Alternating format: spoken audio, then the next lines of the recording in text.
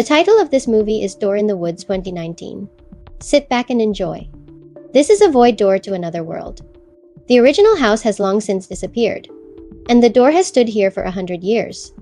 This family of three, Evelyn, Red, and their son, Stevie, is intrigued by the door's strange appeal. They actually want to take the door for themselves, since they just moved into a new house. Their cloakroom is missing a door. Looking at the door, it's just the right size. Evelyn and Red thought they'd picked up a big bargain this time. Little did they know that a nightmare was coming. The next day, Evelyn invited Paul, a spiritual advisor, to examine their newly bought house.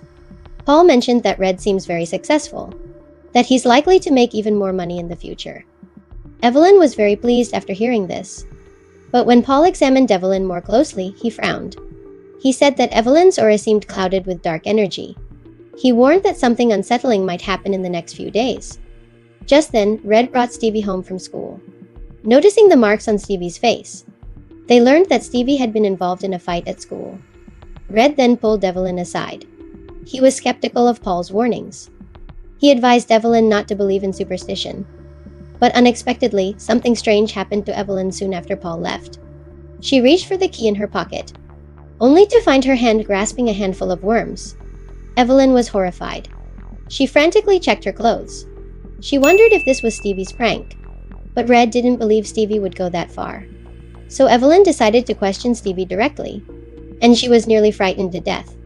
Through the dark hallway, she saw a shadow watching her, but when she turned on the light, it was just Stevie standing there. Stevie said he couldn't sleep.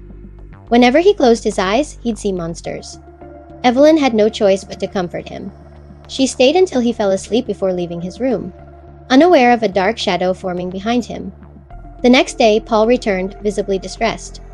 He sensed a disturbing presence within the house, likely from within. Something powerful and dangerous lurked within. Paul began a cleansing ritual immediately. Eventually, he pinpointed the source of the problem. Paul advised them to remove the door and dispose of it. Evelyn was skeptical, but memories of the strange occurrences swayed her. She decided to follow Paul's advice. Strangely, the door wouldn't budge. The next day, Evelyn visited the library. She wanted to research local paranormal legends. The librarian mentioned the town's history of missing children. Children had mysteriously disappeared over the decades, and no culprit was ever identified. Evelyn began to realize the severity of their situation. She feared for Stevie's safety. She immediately told Red about it, but he brushed it off. He thought Evelyn was simply stressed. The following morning, more strange things happened. All the paint on that door peeled away. While Evelyn was cleaning up the paint flakes, the eerie little girl in the hallway appeared again. She slipped into the door while Evelyn wasn't watching. Evelyn heard the door shut. She opened the door again, only to find nothing inside. Then she received a message from the school. The teacher informed Evelyn that Stevie had been involved in multiple fights. His behavior had seriously violated school policy. So Stevie was expelled. The couple was furious with the school's decision, because it felt like a death sentence for Stevie's future. The next day, Evelyn watched news about a local child's disappearance. She tracked down the mother of a missing daughter. After a conversation, she learned that all the missing children were linked to that door. Upon hearing this, Evelyn gasped, realizing Stevie was home alone. When she returned, Stevie had vanished. They searched everywhere but found no trace of him. To find Stevie, Evelyn quickly reached out to Paul. Paul explained that the door needed to be returned to its original location. They would need to perform another ceremony and bargain with the entity. With Paul's guidance, this time they were able to move the door. Once they set up the altar, Paul began the ritual to summon the entity. After several steps in the ritual, the door finally opened. A dark entity within invited them in to negotiate, to save Stevie.